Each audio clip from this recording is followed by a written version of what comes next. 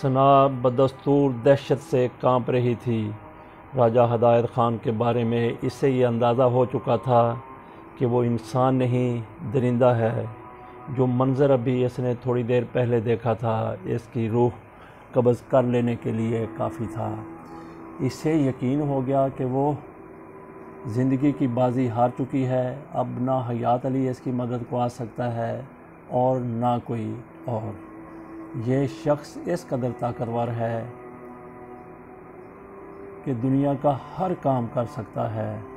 ماں باپ بہن بھائی سے بغاوت کر کے ثنا نے اپنا گھر تو کھو دیا تھا، لیکن اب جو کچھ اس پر گزر رہی تھی وہ اسے اپنی تقدیر کا حصہ سمجھتی تھی۔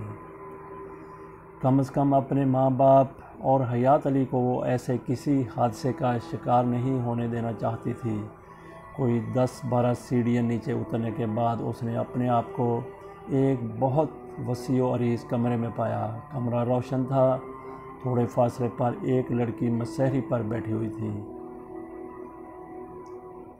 دور ہی سے وہ اجڑی نظر آ رہی تھی۔ ہدایت خان اور ثنا کو دیکھ کر وہ کسی قدر سمٹ گئی، لیکن اپنی جگہ سے اٹھی نہیں۔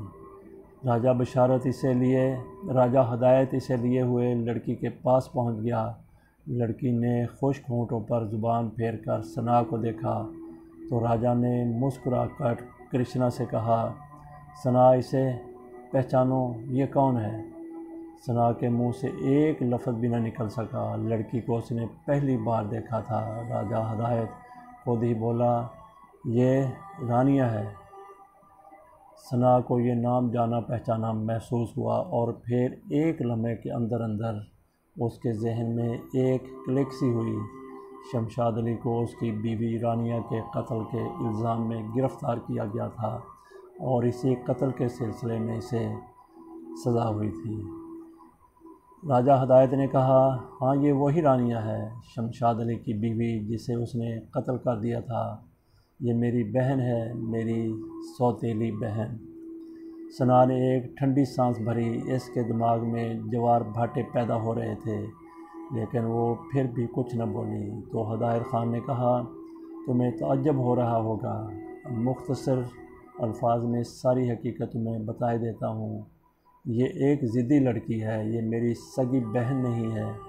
میرا باپ ایک غریب آدمی تھا، وہ اس حویلی میں نوکری کرتا تھا اور رانیہ کی ماں میرے باپ سے محبت کرتی تھی۔ جبکہ میرا باپ شادی شدہ تھا اور میں پیدا ہو چکا تھا۔ رانیہ کی ماں بھی شادی شدہ تھی، وہ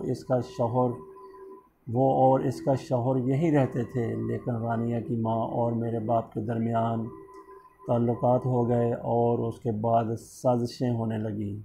رانیہ اپنی ماں کے پہلے شوہر کی بیٹی تھی۔ بہرحال یہ سارا سلسلہ چلتا رہا اور پھر جب رانیہ کے نانا کا انتقال ہو گیا تو رانیہ کی ماں نے سازش کر کے اپنے شوہر کو زہر دلوایا اور ساتھ میری ماں کو بھی۔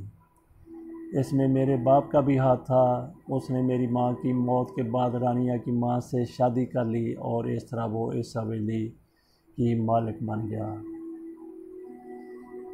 لیکن رانیہ کی ماں چالاک تھی۔ اپنے ماں باپ کی طرف سے منتقل ہونے والی جائیداد کے بارے میں اس نے ایک وصیت نامہ تیار کرایا اور اسے کہیں محفوظ کر دیا۔ اس وصیت نامے میں حویلی اور جائیداد کے سلسلے میں کچھ خاص ہدایات تھیں۔ پھر میرے باپ کا انتقال ہو گیا اور رانیہ کی ماں نے مجھے حویلی سے نکالنے کا حکم صادر کر دیا، لیکن اس وقت میں بہت آگے بڑھ چکا تھا۔ مجھے پراسرار علوم سیکھنے میں دلچسپی تھی اور میں اس سلسلے میں بہت کچھ کر رہا تھا۔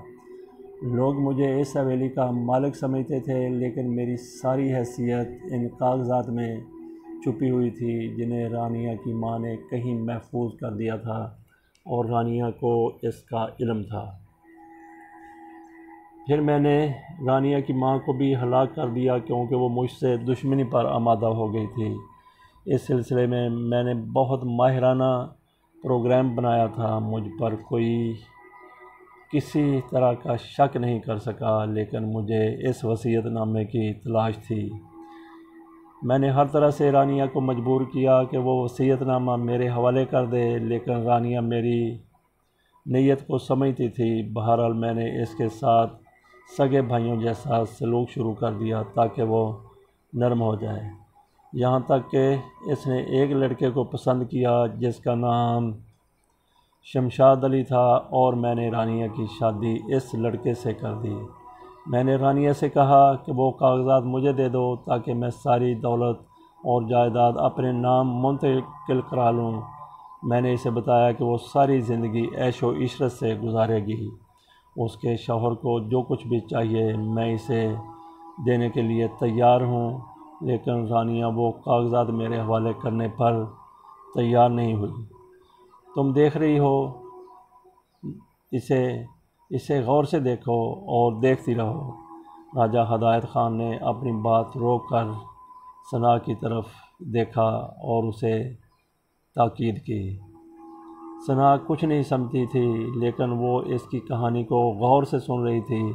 ہدایت خان بولا، میں رانیہ کو مجبور کرتا رہا، اور اس کے بعد ایک دن غصے کی حالت میں میں نے ایک فیصلہ کیا۔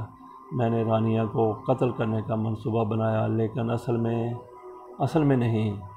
اصل میں میں اس کی جگہ ایک دوسری ملازمہ جو رانیہ نہیں تھی، رانیہ جیسی تھی، ہلاک کر دی گئی، اور میں نے اس طرح کے حالات پیدا کیے کہ شمشاد علی اپنی بیوی کا قاتل ثابت ہو جائے۔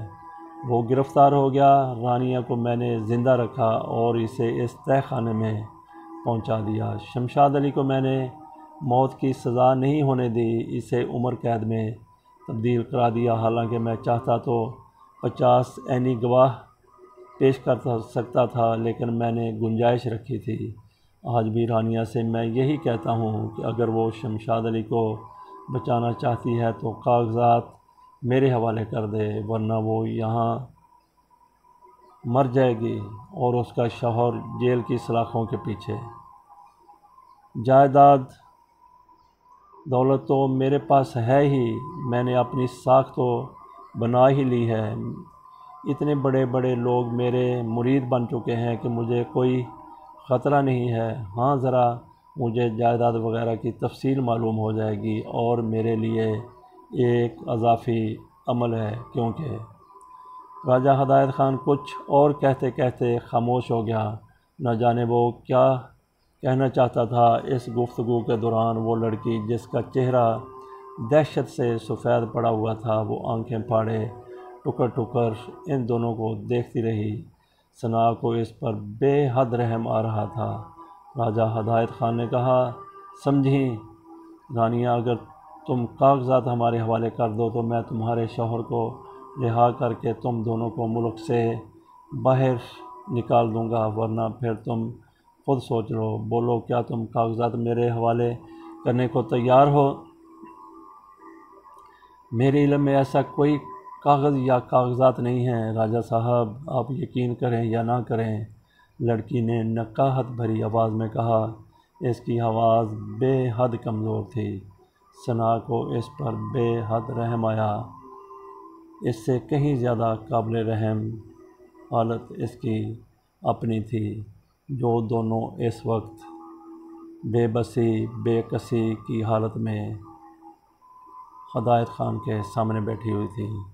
راجہ ہدایت خان کا چہرہ غصے سے سرخ ہو گیا۔ چند لمحات وہ اسی طرح کھڑا دانت پیستا رہا، پھر بولا، ٹھیک ہے، انتظار کرو، مگر اس بات کو ذہن میں رکھو کہ جس دولت اور جائیداد کو تم بچانا چاہتی ہو وہ تمہارے لیے بالکل بے مقصد ہے، کسی کام نہیں آئے گی وہ تمہیں اسی جگہ مرنا ہوگا۔ ویسے دنیا کی نگاہوں میں تو تم مر ہی چکی ہو، تمہاری تدفین تک ہو چکی ہے، کون تمہارے بارے میں سوچے گا؟ ہاں، اگر زندگی چاہتی ہو اپنی اور اپنے شوہر کی تو میں تمہاری مدد کر سکتا ہوں، اس شکل میں کہ وہ کاغذات تم میرے حوالے کر دو۔ آپ یقین کریں راجہ صاحب، رانیہ نے کہنا چاہا، لیکن راجہ ہدایت خان کے حلق سے بھیڑیوں جیسی غراہٹیں نکلنے لگیں۔ اس نے کہا، او ثنا، ابھی اسے کچھ اور وقت چاہیے۔ وہ ثنا کا ہاتھ پکڑ کر واپس چل پڑا۔ یوں لگ رہا تھا جیسے اس کے اعصابی کیفیت کافی خراب ہو گئی ہو۔ تہہ خانے سے باہر آنے کے بعد اس نے کہا، میں تم سے 2 گھنٹے کے بعد ملاقات کروں گا۔ غصے کی حالت میں میری کیفیت بہتر نہیں رہتی، چلو میں تمہیں تمہارے کمرے تک چھوڑ دوں۔ وہ ثنا کو لے کر دوسرے تہہ خانے میں آیا جہاں اس نے ثنا کو رکھا ہوا تھا، اور پھر اسے وہیں چھوڑ کر واپس چلا گیا۔ جیسے ہی وہ نگاہوں سے اوجھل ہوا، ثنا کے جسم میں تھر تھر سی دوڑ گئی۔ وہ بری طرح کانپ رہی تھی۔ پہلے اسے ان دونوں مظلوموں کا خیال آیا جن کے ساتھ انتہائی وحشیانہ سلوک کیا گیا تھا۔ راجہ ہدایت خان ثنا کو یہ دکھانا چاہتا تھا کہ وہ اس طرح کے کام بھی کر سکتا ہے۔ انسانوں کی زندگی سے کھیلنا اس کے لیے کوئی مشکل کام نہیں تھا، اور پھر اس کے بعد انہیں گولی مار دی گئی تھی۔ ثنا نے فائروں کی آوازیں سنی تھیں، اور پھر رانیہ، کاش ایسا کوئی ذریعہ مل جاتا کہ یہ ساری باتیں حیات علی کو بتائی جا سکتیں، اس تہہ خانے کی نشاندہی کی جا سکتی تھی۔ شمشاد علی تو خود بخود آزاد ہو جاتا، کیونکہ جس عورت کے قتل کے الزام میں وہ سزا بھگت رہا تھا وہ تو زندہ سلامت موجود تھی، پھر سزا کیسی؟ لیکن راجہ ہدایت خان جیسے شیطان کے خلاف کوئی کارروائی کرنا بھی تو ایک مشکل کام تھا۔ میں کیا کروں؟ کس مشکل میں گرفتار ہو گئی؟ وہ دیر تک سوچتی رہی۔ 2 گھنٹے کے بعد راجہ ہدایت خان نے اسے آنے کی دھمکی دی تھی۔ تمام سوچوں کے بعد ثنا کو یہی فیصلہ کرنا پڑا کہ وہ جس طرح بھی ہو سکے راجہ ہدایت خان سے تعاون کر کے اپنے اہل خاندان اور حیات علی کی جان بچائی جائے۔ پھر 2 گھنٹے کے بعد راجہ ہدایت خان خود اس کے پاس نہیں آیا، بلکہ اس کے 2 ملازم آئے۔ راجہ صاحب آپ کو بلاتے ہیں، انہوں نے مؤدبانہ لہجے میں کہا، اور ثنا اٹھ کھڑی ہوئی۔ ملازم اسے لے کے ایک ایسے کمرے میں آئے جسے ثنا نے پہلے نہیں دیکھا تھا۔ حویلی میں تو کمروں کی کمی نہیں تھی، یہ کمرہ بھی بہت شاندار طریقے سے آراستہ کیا گیا تھا۔ راجہ ہدایت خان اب کافی پرسکون نظر آ رہا تھا۔ وہ ایک بہت ہی خوبصورت دیوان پر بیٹھا ہوا تھا، اس کے سامنے خوشنما پھل رکھے تھے۔ اس نے کہا، آؤ ثنا، کیا تم اس بات پر خوش نہیں ہو کہ یہاں تم عزت و آبرو کے ساتھ وقت گزار رہی ہو؟ خیر کوئی یہ احسان نہیں ہے تم پر، تم خود بہت اچھی لڑکی ہو۔ ثنا، سچ بتاؤ، کیا تم میرے بارے میں یہی خواب نہیں دیکھنا چاہتی تھی جس کی تفصیل خود میں نے تمہیں بتا دی ہے؟ اور کیا معلوم کرتی تم اپنے خواب میں؟ میرا خیال ہے اس سے زیادہ کچھ نہیں۔ بہرحال راجہ ہدایت خان سے تو تمہیں واقفیت حاصل ہو ہی چکی ہے، اور ثنا اگر تم ذرا بھی ذہین ہو تو اس بات کو تم ضرور سوچ سکتی ہو کہ جو شخص تمہیں اپنا اتنا گہرا راز دے سکتا ہے وہ اتنا بے وقوف تو نہیں کہ کسی کو اس طرح اپنا سارا راز دے دے۔ کوئی اور نہیں، تم راجہ ہدایت خان کو زمین بوس کر سکتی ہو، تم اسے برباد کر سکتی ہو۔ اس کے بہت سے ذرائع ہیں، وہ بھی میں تمہیں خود بتا دوں گا، لیکن ایک بات ذہن میں رکھنا، یہ بتانا گویا اپنا امتحان لینے کے مترادف ہے۔ میں جاننا چاہتا ہوں کہ راجہ ہدایت خان کہاں کمزوری برت رہا ہے۔ ثنا،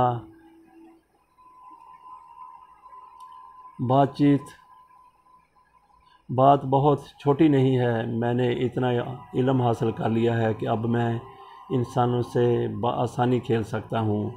اصل میں انسانی فطرت میں ایک بہت بڑی کمزوری ہوتی ہے، اور وہ کمزوری ہے دولت۔ میں اس دولت کو کیوں اور کس کے لیے استعمال کرنا چاہتا ہوں اسے سیگا راز میں رہنے دو، کیونکہ یہ میری زندگی کا دوسرا پہلو ہے، اور میں اس دوسرے پہلو کو ابھی منظر عام پر نہیں لانا چاہتا۔ وقت اگر کبھی اس کی رونمائی کر دے تو کر دے، ورنہ خیر چھوڑو ان باتوں کو۔ تو میں تم سے یہ کہہ رہا تھا کہ ثنا میں نے تمہیں یہ جو سب کچھ بتا دیا ہے وہ اس لیے بتایا ہے کہ اب تم راجہ ہدایت خان کی دست راست ہوگی، اپنی خوشی سے نہ صحیح ناخوشی سے۔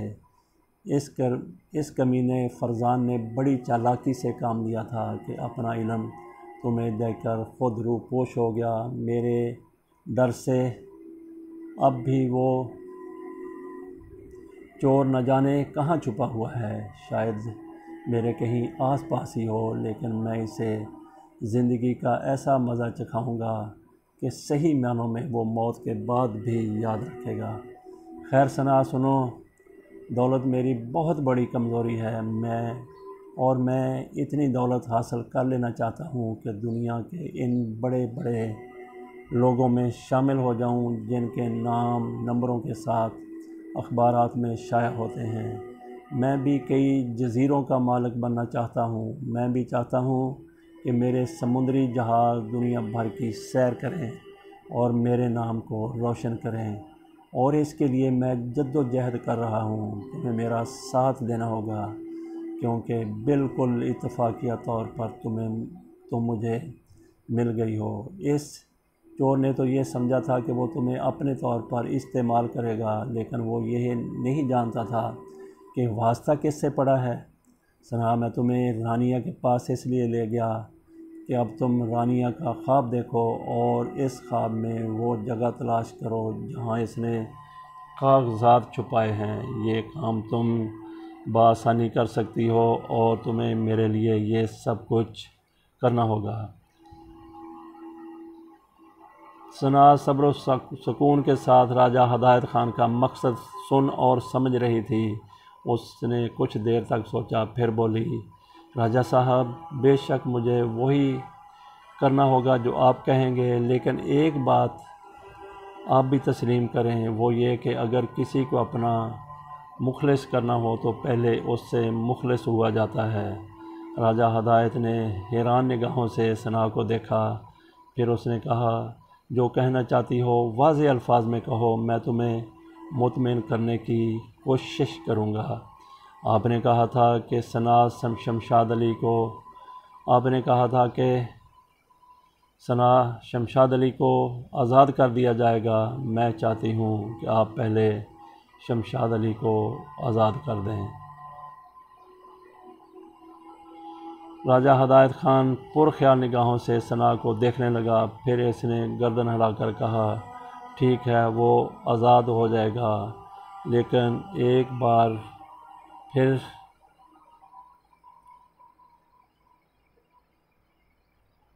میں تمہیں اپنی وہ شرط یاد دلانا چاہتا ہوں جو میرے اور تمہارے درمیان ہے۔ تم میرے لیے ایک اہم حیثیت اختیار کر گئی ہو۔ یوں سمجھ لو، جو کچھ میرے دل میں ہے اس کی تکمیل میں تمہارا بڑا ہاتھ ہوگا۔ تم میرے لیے خواب دیکھو گی، سچے خواب، اور میں ان خوابوں سے اپنے آئندہ راستے منتخب کروں گا۔ تم مجھ سے یہ کبھی نہیں پوچھو گی کہ جس کے بارے میں تم نے کوئی خواب دیکھا ہے وہ کون ہے، کیا ہے، یا میں اس کے لیے کیا کرنا چاہتا ہوں، اور تمہیں وہ مقام دوں گا کہ تم ایک اعلیٰ ترین شخصیت کی حیثیت سے ابھرو گی اور تمہیں ایک نام، ایک شہرت حاصل ہوگی۔ ثنا، اول اور محبت کی کہانیاں تو انچ انچ پر بکھری ہوئی ہیں، لیکن وہ لوگ عقل مند ہوتے ہیں جو صرف محبت کی آگ میں جل کر راکھ نہیں ہو جاتے، وہ اپنا مقام پانے کے لیے جد و جہد کرتے ہیں۔ محبت بھی ساتھ ساتھ چلے تو کوئی حرج نہیں ہے۔ مجھے معاف کرنا، بے حالت مجبوری میں تمہیں بار بار ایک چیز کا احساس دلاتا ہوں، اور وہ یہ ہے کہ اپنے آپ سے انحراف کرنے والوں کو میں کبھی معاف نہیں کرتا۔ یہ میری کمزوری ہے۔ میں تمہیں قید کر کے نہیں رکھوں گا، بلکہ مکمل آزادی دوں گا، لیکن اس بات کو تم یاد رکھو گی کہ مجھ سے ایک لمحے کا انحراف تمہیں موت سے بدتر سزا دے گا، اور موت سے بدتر سزا یہ ہوگی کہ تمہارے خاندان کے افراد ایک ایک کر کے زندگی سے محروم ہوتے جائیں گے۔ حیات علی پر بھی زندگی تنگ ہو جائے گی، وہ ایک کوڑی کی حیثیت سے سڑکوں پر مارا مارا پھرے گا تو یقیناً تمہیں ان باتوں سے خوشی نہیں ہوگی۔ یہ کام میں کروں گا اور تمہیں ان کی شکلیں دکھاتا رہوں گا۔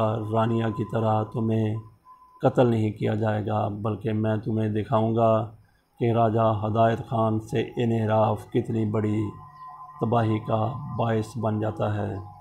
ایک بار پھر تم سے معافی چاہتا ہوں کہ میں تمہیں یہ دھمکیاں دینے پر مجبور ہوں، کیونکہ تم میرے ارادوں کا سنگ میل ہو۔ تم وہ کر سکتی ہو جو میں چاہتا ہوں اور تمہیں وہی کرنا ہوگا۔ باقی سب کچھ تمہاری خواہش کے مطابق ہوگا۔ اور سنو، تم حیات علی کے ساتھ شمشاد علی کے گھر گئی تھی۔ اس کی ماں، بہن اور باپ سے تم دونوں نے شمشاد علی کی آزادی کی جدوجہد کرنے کا وعدہ کیا تھا۔ اگر شمشاد علی کو جیل سے آزاد کروا کے تم خود اس کے گھر جاؤ اور اسے اس کے والدین کے حوالے کرو تو کیا تمہیں خوشی نہیں ہوگی؟ ثنا، جو راجہ ہدایت خان کی باتوں سے دہشت زدہ ہو کر اندر ہی اندر کانپ رہی تھی، شمشاد علی کے بارے میں یہ سن کر حیران رہ گئی اور اس کے منہ سے بے اختیار نکلا، کیا حیات علی بھی میرے ساتھ ہوگا؟ نہیں، ایک ایسے وقت تک جب تک حیات علی کو یہ احساس نہ ہو جائے کہ وہ راجہ ہدایت خان کی مخالفت اسے کچھ نہیں دے گی، اس وقت تک میں تمہیں حیات علی کے سامنے نہیں لا سکتا۔ اگر میرے اس پروگرام میں کوئی تبدیلی آ جائے کسی خاص وجہ سے تو دوسری بات ہے، ہاں جب اسے یہ احساس ہو جائے گا کہ اسے اپنی محبت کو پانے کے لیے بھی ہدایت خان ہی کا سہارا درکار ہے تو شاید میں اسے اپنے جوتوں کے درمیان جگہ دے دوں، کیونکہ اور بھی بہت سے ایسے ہیں جو میرے جوتوں کے ساتھ پرورش پا رہے ہیں۔ راجہ ہدایت خان کی آواز میں نمرود بول رہا تھا، اور بہرحال خدا کے پاس ہر نمرود کے لیے عذاب موجود ہے، صرف وقت کی دیر ہوتی ہے جب آسمان سے احکامات جاری ہو جائیں۔ ثنا لرز رہی تھی، اس نے ایک گہری سانس لے کر گردن جھکا دی۔ اس وقت راجہ ہدایت خان کا ستارہ عروج پر تھا، وہ جو چاہتا کر سکتا تھا۔ ایک انتہائی قیمتی لینڈ کروزر ثنا کو لے کر شہر گئی تھی۔ ثنا کو اندازہ ہو گیا تھا کہ یہ سینٹرل جیل ہے اور پھر کوئی 10 منٹ اسے انتظار کرنا پڑا۔ اس کے بعد اس نے شمشاد علی کو حیران پریشان لڑکھڑاتے قدموں سے باہر آتے دیکھا۔ ثنا کا اوپر کا سانس اوپر اور نیچے کا نیچے رہ گیا۔ شمشاد علی کو ڈرائیور کے پاس بٹھا دیا گیا، اس کی قوت گویائی جیسے ختم ہو گئی تھی۔ لینڈ کروزر چل پڑی۔ جو لوگ ثنا کو لے کر شہر آئے تھے انہیں محفوظ علی کا گھر بھی معلوم تھا۔ محفوظ علی کے گھر کے پاس روک کر ان میں سے ایک شخص نے ثنا سے کہا، میڈم وہ سامنے اس کا گھر ہے، آپ اسے گھر لے جائیے۔ ثنا کی اپنی حالت بہتر نہیں تھی، لیکن دل میں وہ جس قدر خوشی محسوس کر رہی تھی اس کا دل ہی جانتا تھا۔ شمشاد علی بدستور لڑکھڑاتے قدموں سے آگے بڑھتا رہا۔ اس سے یقین نہیں آ رہا تھا کہ جو کچھ ہو رہا ہے وہ عالم ہوش میں ہے یا وہ کوئی خواب دیکھ رہا ہے۔ دروازہ کھولنے کے لیے محفوظ علی کی بیگم ہی آئی تھی، حسرت و یاس کی تصویر۔ شمشاد علی کو دیکھا تو منہ سے ایک چیخ نکلی اور وہ شمشاد علی کے بازوؤں میں جھول گئی۔ شمشاد علی کے حلق سے بھی آوازیں نکل رہی تھیں، وہ اماں اماں پکار رہا تھا۔ اندر سے بہن اور محفوظ علی بھی باہر نکل آئے، اور پھر جو منظر نگاہوں کے سامنے آیا اس کا تصور بآسانی کیا جا سکتا ہے۔ ثنا نے محفوظ علی سے کہا، آپ کی امانت آپ کے حوالے۔ میں اور حیات علی آپ سے یہی کچھ کہہ کے گئے تھے کہ شاید ہم آپ کے لیے کچھ کر سکیں۔ شمشاد علی کو آزادی مل گئی ہے اور اب وقت اپنے فیصلے خود کرے گا۔ میں پھر آؤں گی آپ کے پاس، میرے حق میں دعا کیجیے گا۔ بیٹی محفوظ علی نے کچھ کہنا چاہا نہیں، میری واپسی ضروری ہے، ثنا نے کہا اور آنسوؤں میں ڈوبی ہوئی آنکھوں کے ساتھ واپس مڑ گئی۔ اندر تو کسی کو ہوش ہی نہیں تھا۔ ماں باپ بہن بھائی سب لپٹے ہوئے تھے۔ شمشاد علی کی والدہ کو شمشاد علی کے بازوؤں میں ہی ہوش آ گیا تھا اور وہ چیخ چیخ کر ہیجانی انداز میں کہہ رہی تھی، میرا بیٹا آ گیا، میرا بیٹا آ گیا، ہمارا گھر پھر سے آباد ہو گیا۔ پڑوس کے لوگ دروازے پر جمع ہوتے جا رہے تھے۔ ثنا واپس آ کر لینڈ کروزر میں بیٹھ گئی اور لینڈ کروزر چل پڑی۔ ثنا کی آنکھوں سے ٹپ ٹپ آنسو گر رہے تھے۔ وہ سوچ رہی تھی کہ قربانی تو دینی پڑی، لیکن ایک گھر کو اس کا چراغ مل گیا۔ کاش شمشاد علی مستقل طور پر آزاد ہو کر آیا ہو۔ پھر یہ الفاظ اس نے راجہ ہدایت خان کے سامنے ادا کیے، راجہ صاحب، اس میں کوئی شک نہیں کہ آپ کا درجہ بہت بلند ہے۔ آپ وہ کچھ کر سکتے ہیں جس کے بارے میں کوئی دوسرا سوچ بھی نہ سکے۔ اگر آپ کی اجازت ہو تو میں آپ سے ایک سوال کروں؟ ہاں ضرور۔ کیا شمشاد علی مستقل بنیادوں پر آزاد ہوا ہے؟ ہدایت خان نے کچھ لمحے سوچا، پھر بولا، دیکھو ثنا، میں نے رانیہ کو وہ کاغذات بتانے کے لیے مجبور کیا تھا اور پھر شمشاد علی کو اس کا قاتل بنا کر سزا دلوا دی تھی، صرف اس بنیاد پر کہ شاید رانیہ اپنی محبت اور اپنے شوہر کی آزادی کے لیے زبان کھول دے، لیکن وہ بہت سخت گیر نکلی اور اس نے ان تمام تر مصائب کے باوجود زبان نہیں کھولی۔ شمشاد علی کو میں نے مستقل طور پر آزادی دلا دی ہے۔ کچھ تعلقات ہیں میرے جن کی بنا پر میں نے یہ سب کچھ کر دیا ہے، لیکن اگر کوئی ایسا عمل سامنے آیا کہ اس کے ذریعے مجھے رانیہ کی زبان کھلنے کے امکانات پیدا ہوئے تو میں اسے قتل بھی کر سکتا ہوں۔ رانیہ کے سامنے بہرحال اس وقت اسے جیل سے مکمل آزادی مل گئی ہے اور اب بہت بڑی ذمہ داری تمہارے کندھوں پر ہے۔ تمہیں رانیہ کے پاس میں اسی لیے لیا گیا تھا کہ اس کی شخصیت کو جانچو، اس کا خواب دیکھو اور اس خواب میں وہ لمحے تلاش کرو جب اس نے جائیداد کے وہ کاغذات محفوظ کیے تھے۔ یہ کہہ کر وہ خاموش ہو گیا۔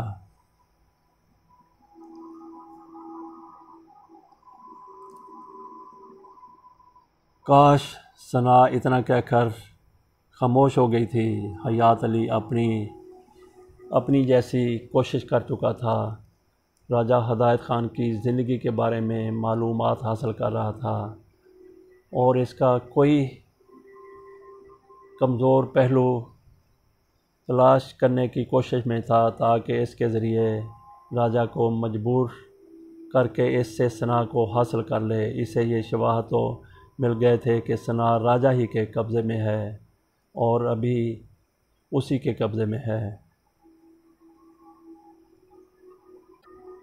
لیکن ایسا کوئی ذریعہ ہاتھ نہیں آیا تھا جس سے راجہ کو مجبور کیا جا سکے۔ اس کے تعلقات بھی اس قدر زبردست تھے کہ اسے قانونی طور پر بھی مجبور نہیں کیا جا سکتا تھا۔ اس کا ایک اور زبردست ثبوت اس وقت ملا جب ایس ایس پی سجاد حسین کے آبرو نے اسے ایس پی کا سلام دیا تھا۔ اردلی نے ایس پی کا سلام دیتے ہوئے انسپکٹر کو کہا تھا کہ صاحب آپ کو آفس میں بلا رہے ہیں۔ حیات علی نے سجاد حسین کو سلوٹ کیا تو انہوں نے اسے سامنے بیٹھنے کا اشارہ کیا۔ حیات علی کے بیٹھنے کے بعد انہوں نے کہا، ایک خبر ہے، اسے دل چاہے تو خوشخبری کہہ سکتے ہو۔ جی سر۔ حیات علی نے سوالی نگاہوں سے سجاد حسین کو دیکھا۔ شمشاد علی آزاد ہو گیا، ایس ایس پی سجاد حسین نے کہا۔ حیات علی کے منہ سے کوئی آواز نہیں نکل سکی۔ وہ حیران نگاہوں سے سجاد حسین کو دیکھتا رہا تو انہوں نے کہا، ہم جس دور سے گزر رہے ہیں حیات علی، اس میں ہر چیز ممکن ہے اور پھر تم کم از کم اتنا تو اندازہ تمہیں ہو ہی چکا ہوگا کہ راجہ حیات خان بہت بارسوخ شخص ہے۔ وہ سب ٹھیک ہے جناب، لیکن بھلا شمشاد علی کی آزادی کیا معنی رکھتی ہے؟ بہت سی باتیں ہیں سوچنے کے لیے۔ ہو سکتا ہے اس کا تعلق ثنا کی گمشدگی سے ہو۔ حیات علی کے ذہن میں کوئی بات نہیں آ رہی تھی۔ پچھلے کچھ دن اس کے لیے جس قدر ہولناک گزرے تھے، انہوں نے اس کا ذہن کسی حد تک معاف کر دیا تھا۔ رات رات بھر جا کر کرشنا کے بارے میں سوچتا رہتا تھا۔ اس بات کو وہ کبھی نظر انداز نہیں کر سکتا تھا کہ ثنا اس کی وجہ سے عذاب میں گرفتار ہوئی ہے، اور کون جانے اب تک اس پر کیا بیت چکی ہو۔ کوئی رابطہ ہی نہیں ہو پا رہا اس سے۔ بہرحال سجاد حسین نے کہا، کیا کہتے ہو اب اس بارے میں؟ میری رائے ہے کہ ہم شمشاد علی کے گھر جا کر ان سے ملیں اور اس سے ساری صورتحال معلوم کریں۔ ویسے میں انسپکٹر الیاس کو جیل بھیج چکا ہوں اور اسے ہدایت کی ہے کہ مکمل طور پر شمشاد علی کی رہائی کی تفصیل معلوم کر کے آئے۔ پہنچنے والا ہوگا، اس کا انتظار کر لیتے ہیں، پھر شمشاد علی سے ملتے ہیں اور وہ دیکھتے ہیں کیا نکلتا ہے۔ حیات علی کے دل میں بھی یہ خیال آ رہا تھا کہ اگر اس سلسلے میں ثنا کا کوئی ہاتھ ہے تو ہو سکتا ہے شمشاد علی سے کچھ تفصیلات معلوم ہو جائیں۔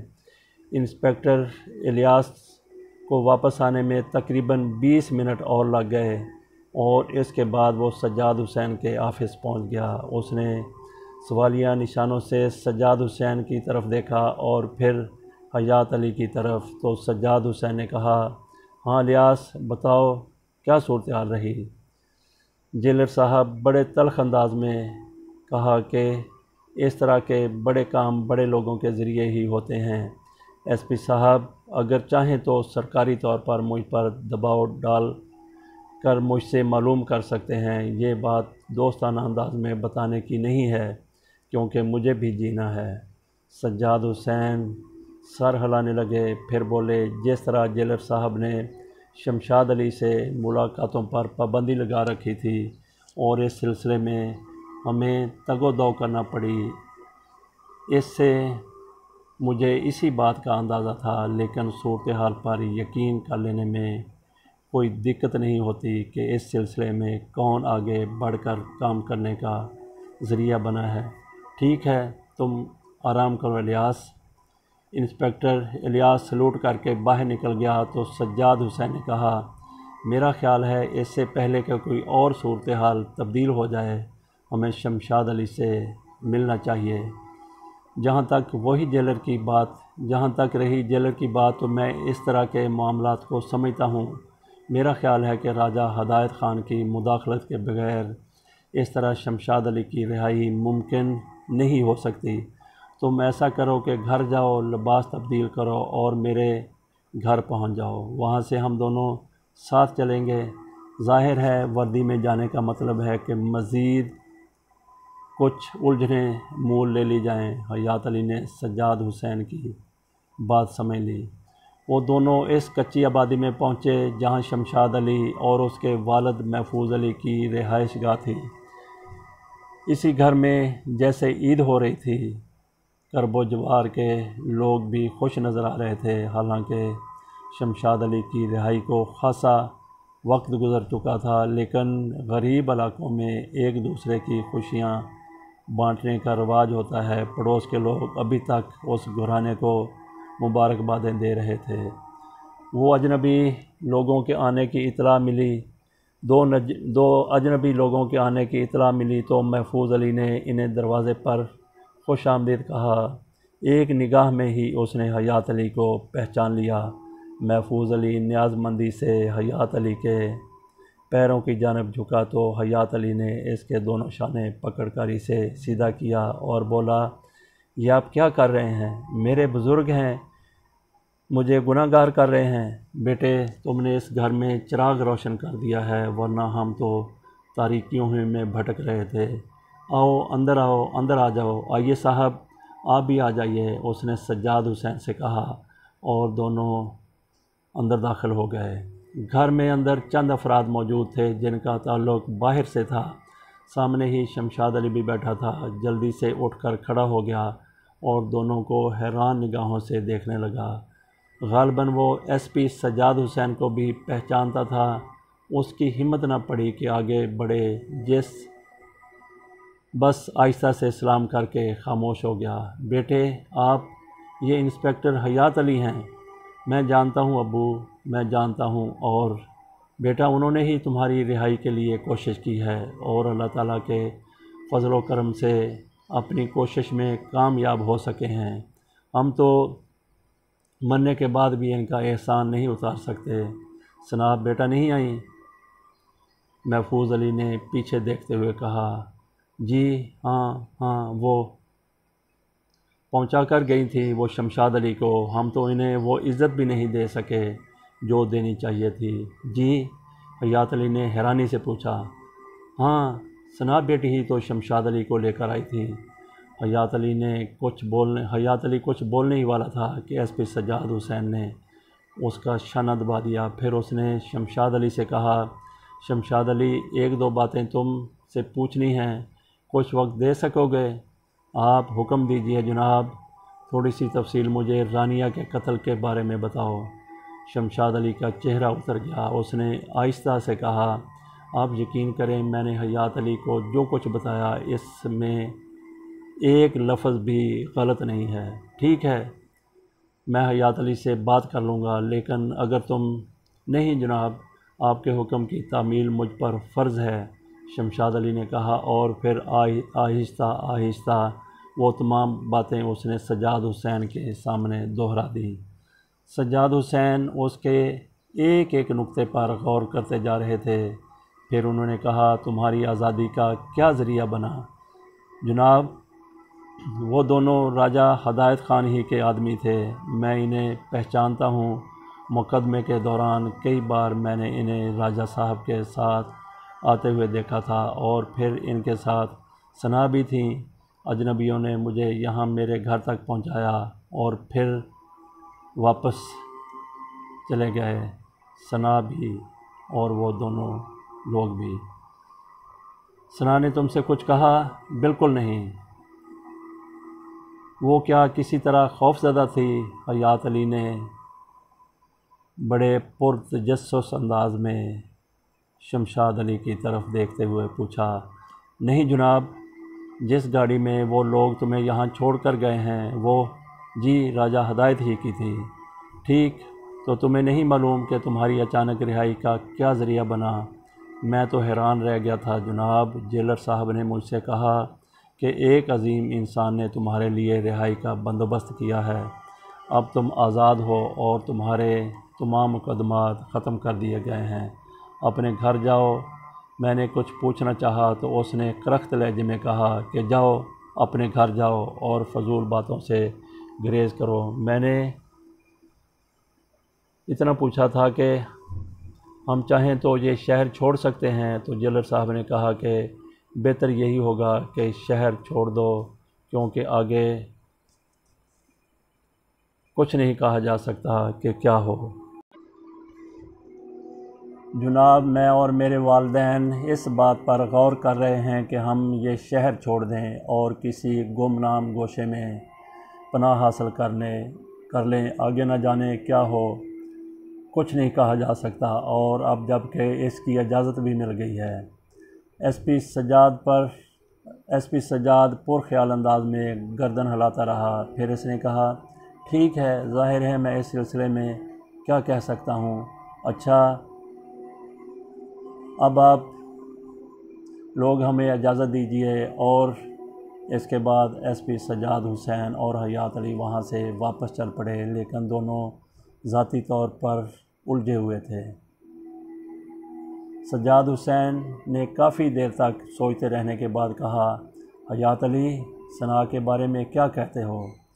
صرف ایک بات جناب، وہ یہ کہ راجہ ہدایت خان نے اسے کسی طرح اپنے شکنجے میں کسا ہوا ہے۔ میں نہیں کہہ سکتا کہ…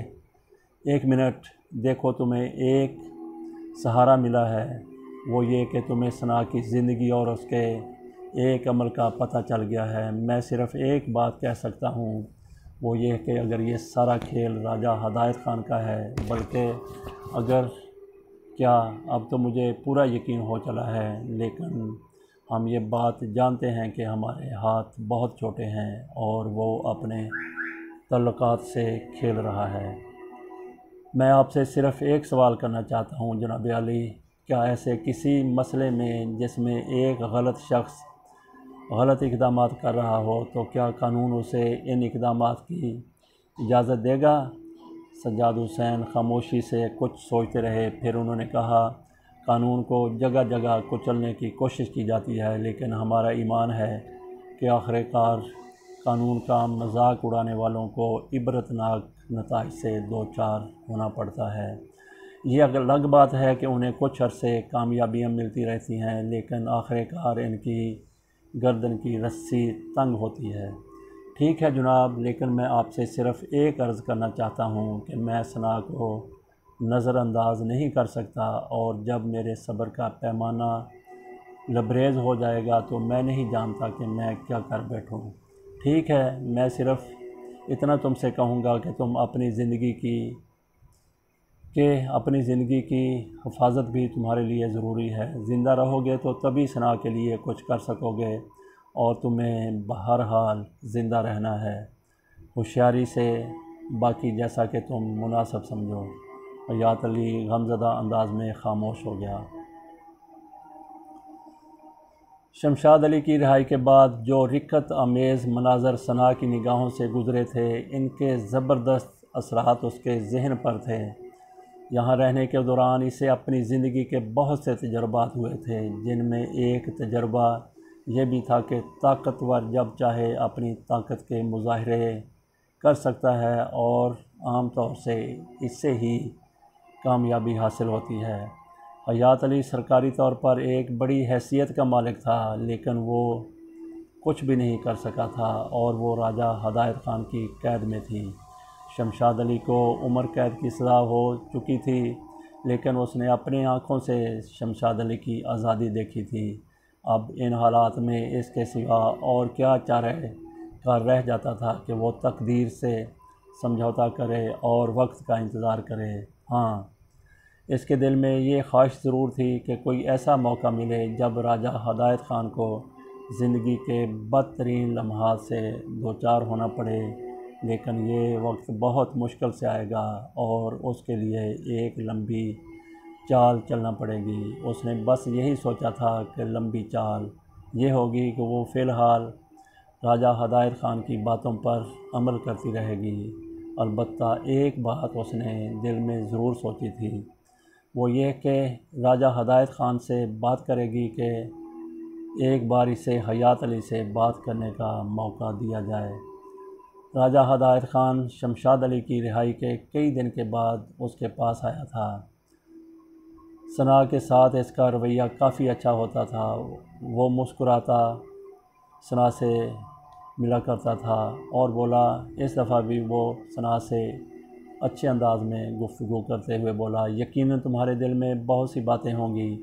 میں اس وقت اتنی مصروفیت میں تھا کہ تم سے کوئی تفصیلی بات نہیں کر سکا، لیکن مجھے امید تھی کہ تم میرے وعدے کی تکمیل کے بعد خوش ہوگی۔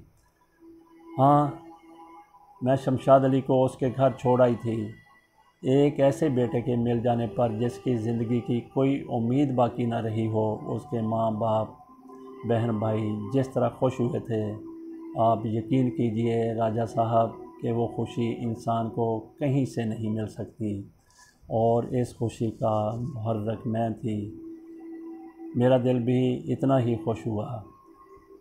تو اب میرا حق بنتا ہے کہ تم بھی مجھے اسی خوشی سے ہمکنار کر دو۔ میرے دل میں یہ آرزو بہت شدت کے ساتھ ہے کہ وہ کاغذات مجھے حاصل ہو جائیں، اور تم یقین کر لو کہ میری اس خواہش کی تکمیل کے بعد تمہیں جو مقام ملے گا، تم اس کا خواب میں تصور بھی نہیں کر سکتی۔ بات یہ ہے ثنا کہ اس دور میں انسان صرف اور صرف اپنی ذات کے لیے سوچتا ہے۔ فرشتہ بننے کی کوشش کبھی کارگر نہیں ہو سکتی۔ ہم دنیا کے لیے بہت کچھ کرنا چاہتے ہیں، لیکن دنیا ہمارے لیے کچھ بھی نہیں کرنا چاہتی۔ سنا چھوڑو ان باتوں کو، اب میں یہ چاہتا ہوں کہ تم رانیہ کے بارے میں خواب دیکھو اور مجھے یہ بتاؤ کہ اس نے وہ کاغذات کہاں چھپا کر رکھے ہوئے ہیں۔ اگر آپ ایک کام کیجئے گا، ایک بار پھر مجھے رانیہ سے ملوا دیجئے، اور اگر آپ مناسب سمجھیں تو مجھے اس کے ساتھ کچھ وقت گزارنے کے لیے تنہا چھوڑ دیجئے۔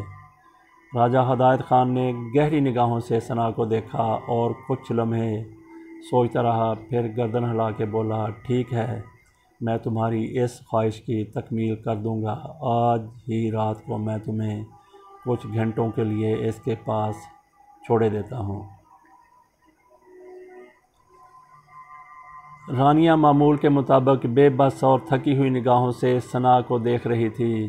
راجہ ہدایت خان نے سنا کو بہت سی ہدایات دے کر تہہ خانے میں بھیجا تھا۔ اس نے کہا تھا کہ رانیہ ویسے تو ایک نرم خو لڑکی ہے، لیکن پھر بھی اس کی قید اسے دیوانگی کا شکار کر سکتی ہے، چنانچہ سنا ہوشیار رہے، اور سنا ہوشیار تھی۔ رانیہ نے سنا کے پیچھے دیکھا، شاید یہ دیکھنا چاہتی تھی کہ راجہ ہدایت خان کتنے فاصلے پر ہے، اور جب اس نے راجہ ہدایت خان کو وہاں نہ پایا تو اس کے انداز میں کچھ تبدیلی پیدا ہو گئی۔ میں یہ جانتی ہوں کہ تم راجہ صاحب کی اجازت سے ہی یہاں آئی ہوگی۔ یہاں آنے کی کوئی خاص وجہ؟ ہاں رانیہ، خاص وجہ ہی ہے۔ میں عورت ہوں اور مجھے اصولی طور پر ایک عورت سے ہمدردی ہونی چاہیے، خاص طور پر تمہارے جیسی مظلوم عورت سے۔ چلو کر لو ہمدردی، بتاؤ تمہاری ہمدردی کے جواب میں مجھے کیا کرنا چاہیے؟ آپ یہاں تک آ گئی ہیں تو آپ پوچھئے مجھ سے کہ مجھے کیا کرنا ہے، بتائیے مجھے کہ مجھے کیا کرنا چاہیے، یا تم یہ ہمدردی کس انداز میں ظاہر کرو گی؟ کیا کسی اور انداز میں ظاہر کرو گی، یا آپ کی باتیں پوچھنے کی حد تک ہوں گی؟ رانیہ، راجہ صاحب نے شمشاد علی کو تمہارے قتل کے الزام میں سزا دلوا دی ہے، کیا تمہیں اس کا علم ہے؟ ہاں، میرے دل میں کچوکے لگانے کے لیے یہ ضروری تھا۔ وہ مجھے مزے لے لے کے یہ تفصیل بتا چکے ہیں۔ کیا ان کا مقصد صرف اتنا ہی ہے کہ وہ تم سے کاغذات حاصل کر لیں؟ چھوڑو ان باتوں کو، تم صرف ان کاغذات کے لیے یہاں آئی ہو۔ میں تمہیں صرف ایک بات بتا دوں، ان کاغذات کا علم مجھے ہے، بلکہ میں نے ہی انہیں چھپایا ہے، لیکن میں جانتی ہوں کہ میری زندگی اور خاص طور سے شمشاد علی کی زندگی اسی وقت تک ہے جب تک وہ کاغذات راجہ ہدایت خان کے ہاتھوں تک نہیں پہنچتے۔ چنانچہ تم جانتی ہو کہ میں ان کے بارے میں کسی کو کچھ نہیں بتاؤں گی، کم از کم میرا شوہر زندہ تو ہے، میں بھی اسی لیے زندہ ہوں، اور براہ کرم اب تم ایسی کوئی کوشش نہ کرو، مجھے تمہاری ہمدردی کی ضرورت نہیں ہے۔ سنا بہت دیر تک رانیہ کو کوریدتی رہی، لیکن کچھ معلوم نہ کر سکی۔ اس نے رانیہ کی شخصیت ضرور ذہن میں رکھ لی تھی۔ جب وہ باہر آئی تو راجہ ہدایت خان اسی عمارت کے ایک کمرے میں ایک چھوٹے سے چوکور بکس کے ساتھ موجود تھا جو وائرلیس تھا، اور اس میں کچھ ہندسے ڈائل وغیرہ نظر آ رہے تھے۔ اس نے مسکراتی نگاہوں سے سنا کو دیکھا اور پھر محبت سے اس کے شانے پر ہاتھ رکھتا ہوا بولا، تم ایک قابل اعتماد اور اچھی لڑکی ہو۔ میں سچی بات کہوں کہ دنیا اتنی بری ہے کہ اس پر اعتماد کرنا مشکل ترین کام ہے، لیکن میں تم پر اعتماد کرنے لگا ہوں۔ میں نے تمہاری اور رانیہ کی گفتگو سنی ہے سنا، میں نے یہ سوچا تھا کہ ہو سکتا ہے کہ تم رانیہ سے کچھ اور کہنے کی کوشش کرو، رانیہ تمہیں کچھ اور بتانا چاہے، لیکن تم نے ایسا کچھ نہیں کیا۔ تم نے صرف وہ باتیں کی جو میرے کام کی ہو سکتی تھی۔ میں نے سب کچھ سن لیا ہے۔ بہرحال اب میری نگاہیں تم پر لگی ہوئی ہیں، اس کے بارے میں خواب دیکھو اور مجھے بتاؤ کہ اس نے کاغذات کہاں چھپا کر رکھے ہوئے ہیں۔ سنا ایک ٹھنڈی سانس لے کر گردن ہلاتے ہوئے بولی، سنا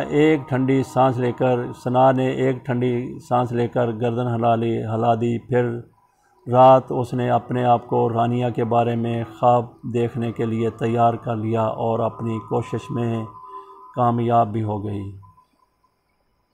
رانیہ اسے اسی حویلی میں نظر آئی تھی، ایک ہنستی بولتی لڑکی، لیکن کبھی کبھی اداسیوں میں ڈوبی ہوئی۔ پھر اس کی ماں کی موت، باپ کا تصور، وہ کاغذات جن میں جائیداد کی تفصیل تھی، ماں کا وصیت نامہ، یہ ساری چیزیں رانیہ کی تحویل میں آ گئیں۔ اور اس کے بعد اس نے ایک ایسی چیز دیکھی جس نے عالم خواب میں بھی اس کے بدن میں ایک تھر تھری سی پیدا کر دی۔ یہ ایک بزرگ صورت انسان تھا جو اس حویلی کا ایک ملازم تھا۔ سنا نے اسے بے شک حویلی میں نہیں دیکھا تھا، لیکن اسے اپنے علم سے یہ اندازہ ہو گیا تھا کہ وہ حویلی کا ایک قدیم خادم ہے اور اس شخص کو لوگ چاند بابا کے نام سے جانتے ہیں۔ سنا نے دیکھا کہ ایک بادلوں بھری رات جب آسمان میں گڑ گڑاہٹیں ہو رہی تھیں اور بجلی چمک رہی تھی، رانیہ ایک کالا لباس اوڑھے ہوئے چلتی ہوئی حویلی کے اس حصے کی جانب جا رہی تھی جہاں ملازموں کی رہائشیں تھیں۔ پھر اس نے ایک رہائش گاہ کے دروازے پر دستک دی اور بوڑھے چاند بابا نے دروازہ کھولا۔ پھر حیرت سے بولا، ارے رانیہ بیٹی تم؟ ہاں بابا، میں آپ کے پاس ایک کام سے آئی ہوں۔ آپ کے بارے میں ایک بار میری ماں نے کہا تھا کہ رانیہ، اگر تمہیں کبھی کسی مشکل کا سامنا کرنا پڑے تو اپنی مشکل چاند بابا سے بیان کر سکتی ہو، وہ ہر طرح تمہاری مدد کریں گے۔ آؤ بیٹا بیٹھ جاؤ، باہر کوئی ہے؟ چاند بابا نے اپنی چارپائی کی جانب اشارہ کرتے ہوئے کہا۔ رانیہ بیٹھ گئی۔ بولو بیٹی، کیا بات ہے؟ رانیہ نے اپنے لباس سے کاغذات نکالے اور بولی، بابا یہ میری ماں کی جائیداد کے کاغذات اور ان کا وصیت نامہ ہے۔ انہوں نے یہ جائیداد میرے نام کر دی ہے اور اس کے لیے وصیت نامہ بھی تیار کر دیا ہے۔ آپ ان کاغذات کی حفاظت کریں، راجہ صاحب انہیں حاصل کرنا چاہتے ہیں اور اس کے لیے وہ کچھ بھی کر سکتے ہیں۔ میری ماں نے کہا تھا کہ اگر میں کسی مشکل میں گرفتار ہو جاؤں تو آپ سے مدد مانگوں۔ بوڑھا چاند بابا رونے لگا۔ پھر اس نے کاغذات لے کر چومے اور انہیں اپنے لباس میں سینے کے قریب چھپا کر بولا، میں انہیں اپنی جان کے ساتھ رکھوں گا۔ کچھ باتیں کرنے کے بعد رانیہ وہاں سے چلی آئی۔ پھر زندگی کے کچھ دوسرے معمولات سامنے آئے۔ پھر سنا نے راجہ ہدایت خان کو رانیہ کے ساتھ دیکھا۔ وہ رانیہ سے کاغذات مانگ رہا تھا۔ نہیں راجہ بھائی، میں آپ کو وہ کاغذات نہیں دوں گی۔ پھر بہت بار راجہ نے رانیہ پر سختیاں کی۔ اس کے بعد رانیہ اور شمشاد علی کی ملاقات شمشاد علی کے بیان کے مطابق سامنے آئی۔ پھر راجہ ہدایت خان نے رانیہ سے کہا، میرا تیرا ایک رشتہ ہے رانیہ، تو نے مجھ پر بھروسہ نہیں کیا، لیکن میں تجھے تیری خوشی انعام میں دینا چاہتا ہوں۔ رانیہ کی شادی شمشاد علی سے ہو گئی۔ پھر شمشاد علی کو تشویش کے عالم میں رانیہ سے باتیں کرتے ہوئے دیکھا گیا۔ رانیہ، آج ایک نئی مشکل سامنے آئی ہے۔ تمہاری والدہ کی وصیت اور جائیداد کے کچھ کاغذات ہیں۔ ہاں، رانیہ نے چونک کے کہا، آج راجہ صاحب نے بہت سخت الفاظ میں کہا ہے کہ جس طرح بھی بن پڑے میں تم سے وہ کاغذات حاصل کر کے انہیں دے دوں، ورنہ وہ ہم دونوں کی زندگی برباد کر دیں گے۔ مجھے یہ خدشہ تھا، رانیہ نے سرد لہجے میں کہا۔ پھر بولی، تم کیا چاہتے ہو شمشاد علی؟ یہ کہ ہم تم دونوں زندگی کی قیمت پر بھی یہ کاغذات انہیں نہ دو۔ میں ایسا ہی کروں گی، رانیہ نے کہا۔ اس کے بعد رانیہ کی قید تک کی وہ کہانی جس کا تعلق راجہ کی ذات سے تھا سنا کی آنکھوں میں آ گئی، لیکن پھر اسے ایک نئی کیفیت سے آشنا ہونا پڑا۔ خواب ہی کی کیفیت میں اسے یوں لگا جیسے لائٹ چلی گئی ہو، جیسے تیز روشنی سے اچانک وہ گہرے اندھیرے میں آ گئی ہو۔ وہ خواب ہی کے عالم میں بڑبڑائی، یہ کیا ہو گیا؟ یہ روشنی کیسے ختم ہو گئی؟ دیر تک وہ آنکھیں پھاڑ پھاڑ کر خلا میں گھورتی رہی۔